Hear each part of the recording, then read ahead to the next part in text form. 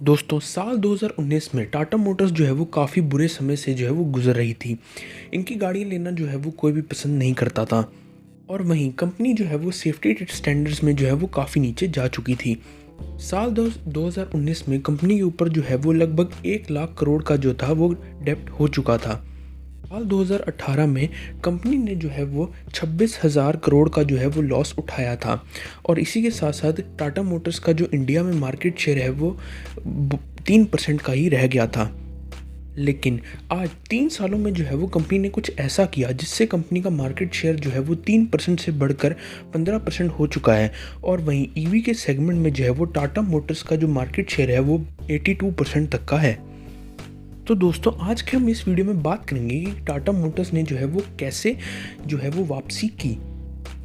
तो दोस्तों सबसे पहले हम बात करेंगे कि कंपनी के फेलियर के रीज़न के बारे में कि कंपनी जो है वो कैसे जो है वो ऑलमोस्ट बंद होने के कगार पर आ गई थी। साल 1945 में जो है वो टाटा मोटर्स को जो है वो फाउंड किया गया था, लेकिन टाटा मोटर्स ने जो है वो पैसेंजर व्हीकल्स में एंट्री जो थी वो साल 1991 में की थी, जब इनकी जो है वो एसयूवी कार टाटा सेरा को जो है वो लॉन्च किया गया था।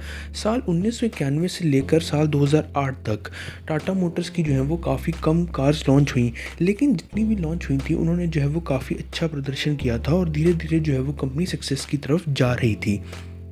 लेकिन वहीं साल 2008 में टाटा मोटर्स ने जो है वो टाटा नैनो गाड़ी को जो है वो लॉन्च किया था, जिसकी कीमत जो थी वो मात्र 1 लाख रुपए थी। लेकिन टाटा नैनो को जो है वो अच्छा रिस्पांस नहीं मिला, जिसकी वजह से जो है वो टाटा मोटर्स को जो है वो काफ़ी नुकसान हुआ।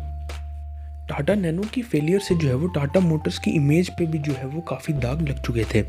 इसके बाद साल 2008 में ही टाटा मोटर्स ने जो है वो जैगवार और लैंड रोवर को जो है वो एक्वायर कर लिया था, जिसकी वजह से जो है वो कंपनी का मार्केट शेयर जो है वो बढ़ गया।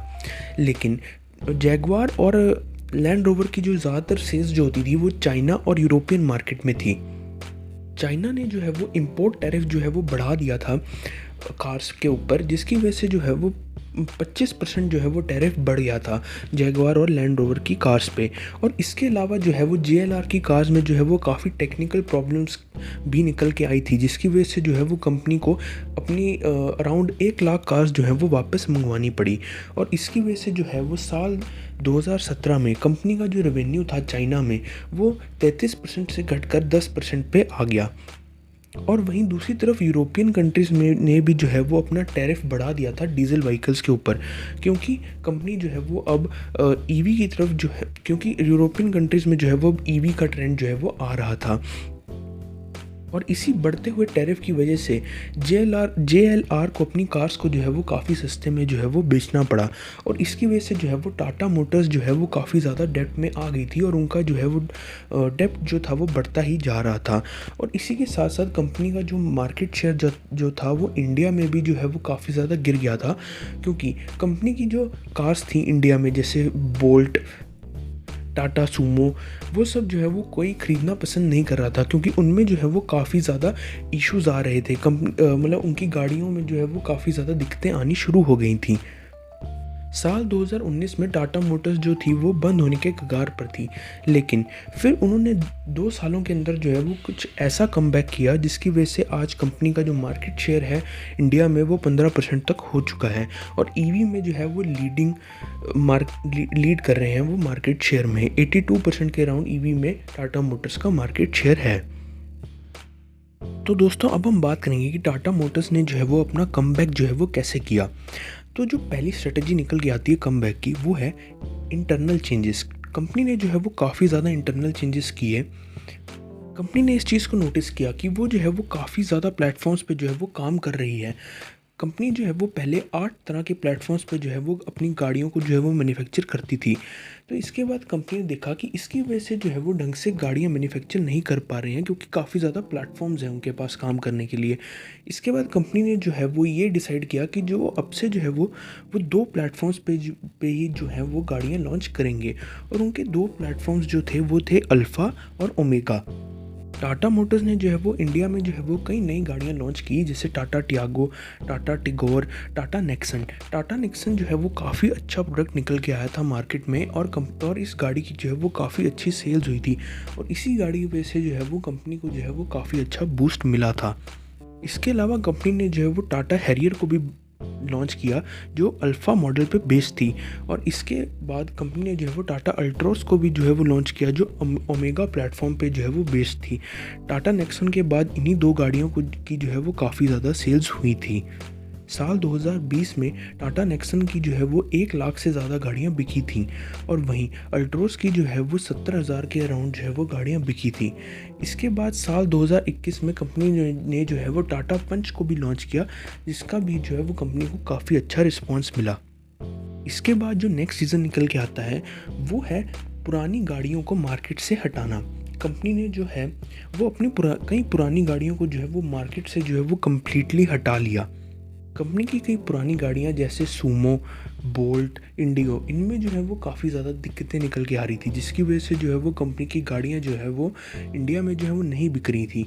तो कंपनी ने ये डिसाइड किया कि अब वो जो है वो अपनी सारी गाड़ियों को जो है वो मार्केट से हटा लेंगे। इसके बाद कंपनी के कम बैक का जो अगला रीज़न था वो है entry into EV segment. Company ने जो है वो ईवी सेगमेंट में भी एंट्री की, जिसकी वजह से जो है वो कंपनी जो है वो आज 82% मार्केट शेयर होल्ड कर रही है ईवी में।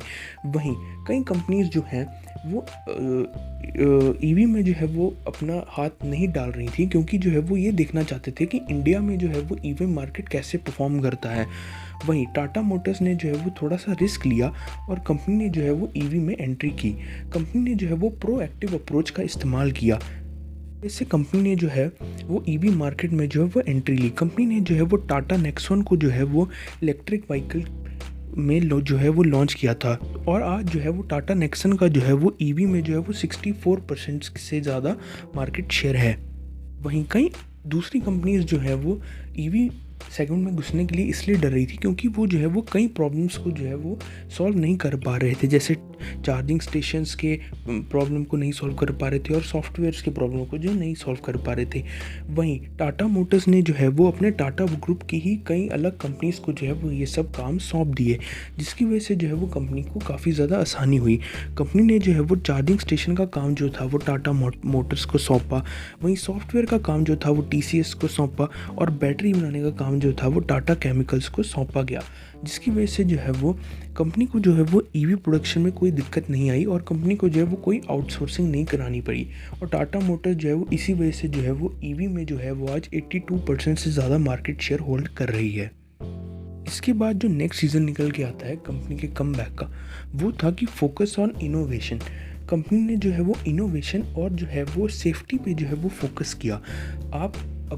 आप रिसेंटली कई लोगों से पूछो तो कंपनी की कार्स की जो बिल्ड क्वालिटी है वो काफ़ी अच्छी है। लोग जो है वो खुद कहते हैं कि कंपनी की जो बिल्ड क्वालिटी है वो सबसे बेटर है जितने भी मार्केट प्लेयर्स हैं इस वक्त।